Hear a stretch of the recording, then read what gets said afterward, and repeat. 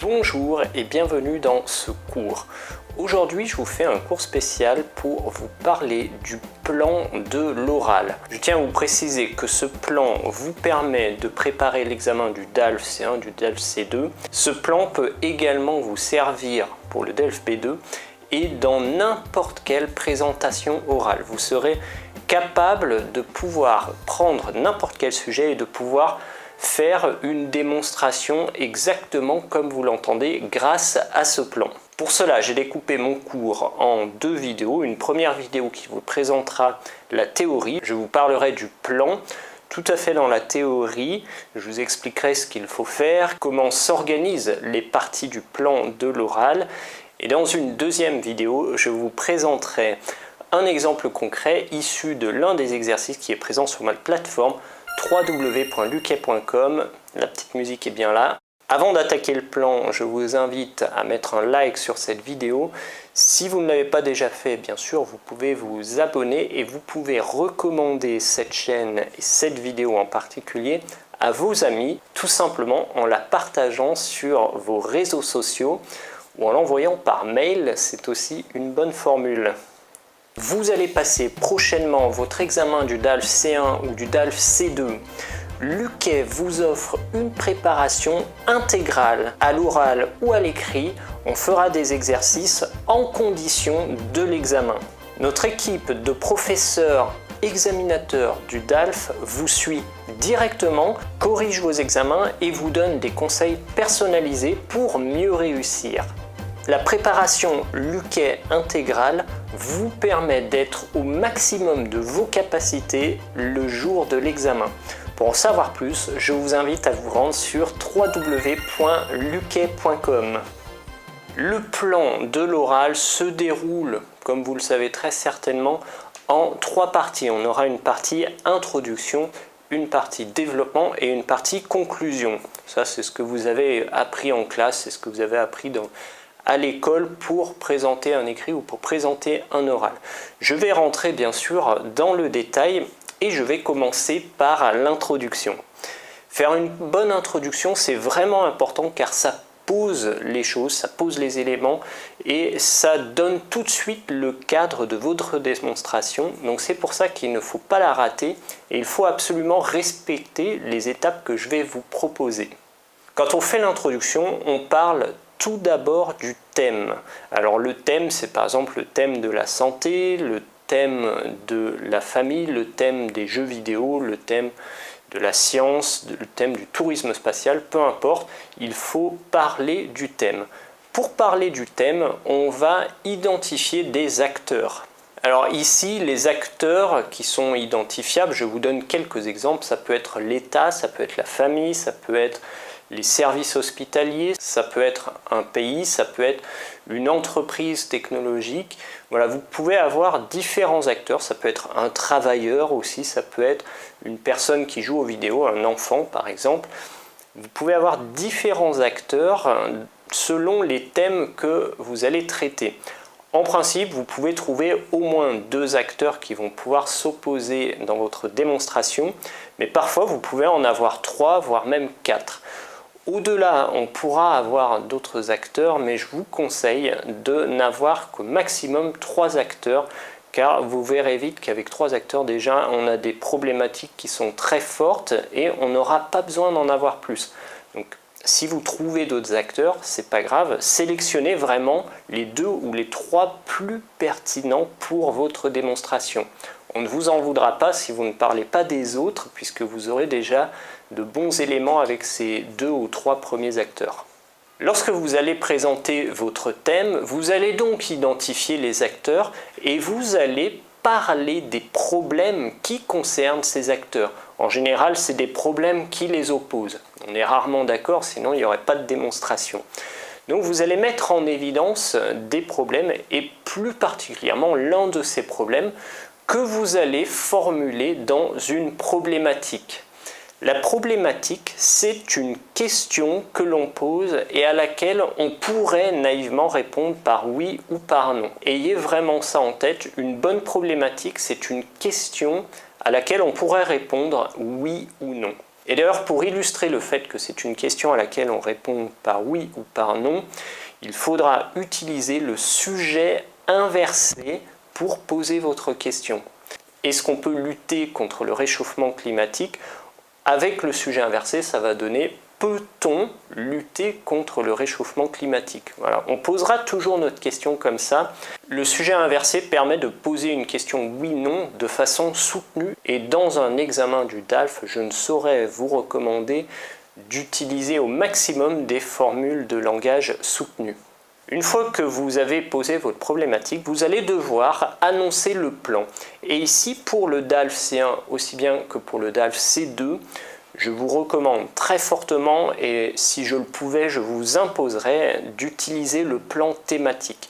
Le plan thématique, c'est le plan qui vous paraît difficile au départ car vous avez beaucoup de thèmes que vous pouvez choisir, mais pourtant c'est le plan qui est le plus simple car c'est vous qui choisissez les thèmes et vous avez donc la maîtrise sur votre démonstration. Vous savez, vous avez peut-être appris les avantages, les inconvénients ou les causes, conséquences, solutions. Ça, c'est des plans qui sont trop prévus, trop préparés. Le plan thématique vous permet vraiment d'aborder votre problème sous les aspects que vous souhaitez. Et ici, les thèmes que vous pouvez choisir sont très divers. Vous pouvez choisir le thème de la société, l'aspect social de la question, l'aspect économique, l'aspect environnemental, l'aspect de la famille, l'aspect de la santé, l'aspect politique. Que sais-je encore? Vous avez beaucoup de possibilités et c'est vous qui allez choisir comment vous traitez votre question. Ici encore, comme pour les acteurs, vous allez peut-être trouver plusieurs thèmes. Ici, on se contentera d'en prendre que 3. Et vous prendrez bien sûr les 3 qui vous semblent le plus pertinents. Et pour les autres, eh bien, on n'en parlera pas et on ne vous en voudra pas. Lorsque vous avez annoncé le plan qui va répondre à la question que vous avez posée en problématique, vous pouvez maintenant attaquer le développement et vous pouvez commencer à présenter vos arguments.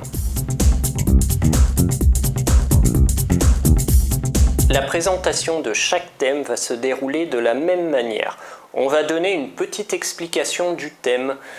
Par exemple, si on aborde l'aspect économique de la question du réchauffement climatique, on va devoir expliquer pourquoi on parle d'économie dans le réchauffement climatique. Donc on donne quelques phrases d'explication. On va essayer d'indiquer comment nos acteurs de l'introduction sont concernés par l'aspect économique et par le réchauffement climatique. Et on va proposer un argument qui répondra partiellement à la problématique. Si je récapitule bien, on est dans le thème du réchauffement climatique. Notre problématique, c'était de dire peut-on lutter contre le réchauffement climatique? Et on a par exemple l'aspect économique. Il suffit de regarder plusieurs de mes vidéos pour savoir que d'un point de vue économique, il est assez compliqué de lutter contre le réchauffement climatique en maintenant un niveau économique tel qu'on le connaît actuellement. Ici, j'ai une réponse qui est plutôt négative quant à la problématique que j'ai posée au début. Voilà, mais c'est une réponse partielle et je vais avoir 2 autres thèmes pour pouvoir proposer soit des réponses négatives, soit des réponses positives. D'accord, vous avez bien compris, ici on a 3 thèmes et chaque thème peut être positif ou négatif envers la problématique. Il n'y a pas d'ordre à respecter, je peux avoir 3 positifs, 3 négatifs, un négatif, un positif, un négatif. C'est vous vraiment qui choisissez les thèmes pour proposer les éléments de réponse et c'est vous qui vous faites votre opinion en fonction de chaque thème. L'important en tout cas ici, c'est de dresser un argument qui répond à la question qui est posée en problématique. Pour illustrer votre argument et votre explication, vous pouvez utiliser un exemple. Faites bien attention, l'exemple n'est pas les explications. L'exemple, c'est un fait de l'actualité, par exemple, ou quelque chose que tout le monde peut connaître. Le meilleur exemple, c'est vraiment celui que tout le monde connaît, ou un exemple que vous aurez pris de votre expérience personnelle et qui illustre parfaitement votre explication et votre argument. l'exemple, même s'il n'est pas obligatoire, est quand même fortement recommandé pour illustrer vos arguments. Ça aide l'examinateur et ça aide les personnes qui vous écoutent à bien comprendre les choses. Vous voyez, comme ici, je suis dans la partie théorique, mais je vous donne quand même des exemples avec le réchauffement climatique pour que vous puissiez comprendre exactement ce que je veux dire. Donc vous l'aurez compris, chaque thème apporte un argument qui est une réponse à la problématique, une réponse partielle bien évidemment, et vous allez avoir une opinion qui se dessine à travers les arguments que vous aurez tirés de chaque thème. Maintenant, parfois il y a des thèmes qui sont un petit peu ambigus et on a à la fois envie de dire un aspect positif et un aspect négatif. Et c'est à ce moment-là que vous allez pouvoir utiliser la nuance. Vous avez le droit de nuancer votre argument à l'intérieur d'un thème. Par exemple, tout à l'heure, on a parlé de l'aspect économique du réchauffement climatique. On a vu que c'était plutôt négatif car il est très difficile de changer nos habitudes en matière d'économie. Et donc, il sera ainsi difficile de lutter contre le réchauffement climatique. On pourrait très bien nuancer cette opinion en disant que de toute façon, les ressources dont dispose la Terre ne nous permettent pas de maintenir notre niveau économique et que de toute façon, la société va devoir s'adapter. Donc, d'une manière ou d'une autre, on va devoir travailler dans le sens de changer notre économie et on est obligé de le faire. Et en changeant notre type d'économie, on va forcément lutter indirectement contre le réchauffement climatique. Voilà, j'ai apporté une nuance ici. La nuance, je vous recommande de l'utiliser, mais attention, il ne faut pas en abuser et il vaut mieux n'en utiliser qu'une seule pour l'ensemble de votre démonstration. S'il y en a trop, ça va être très compliqué et ce sera très difficile de lire votre démonstration. Voilà, la nuance, c'est vraiment la petite astuce pour donner un peu plus de poids à tout ce que vous avez dit. On voit qu'il a un bon raisonnement qui est suivi, il a des arguments qui se tiennent et le candidat a su nuancer à un moment précis où il fallait bien sûr nuancer. Si vous avez ça, vous êtes vraiment parfait et vous allez présenter une bonne maîtrise de votre argumentaire. Une fois qu'on a présenté tous les thèmes, qu'on a tiré les arguments, qu'on a éventuellement tiré une nuance et qu'on a donné bien sûr des exemples pour appuyer tout ça, on va pouvoir passer à la conclusion. La conclusion reprend l'ensemble de nos arguments et répond à la problématique posée dans l'introduction. Donc bien souvent, le fait de relever déjà les arguments, vous avez répondu en partie à la question qui était posée, mais il faut souvent donner une phrase de conclusion qui apporte parfois une solution ou parfois un élargissement vers un autre sujet. Et cette conclusion, elle n'est pas très longue, c'est vraiment 3 ou 4 phrases maximum. Donc la conclusion, faites attention, c'est pas très long, il ne faut pas s'éterniser sur une conclusion. Si on veut faire simple, la conclusion se fait en 2 parties. Premièrement, on résume les arguments que l'on a sortis tout au long de la démonstration. Et deuxièmement, on dresse une phrase de conclusion qui permet d'apporter notre point de vue ou éventuellement d'apporter une solution éventuelle au problème et peut-être d'élargir le débat vers une question connexe. Voilà, on vient de finir la partie théorique du plan de l'oral. Je vous rappelle que ce plan est vraiment très efficace, il est très opérationnel. Il vous permet de passer les examens du DALF ou de passer n'importe quel examen oral en français ou même dans d'autres langues.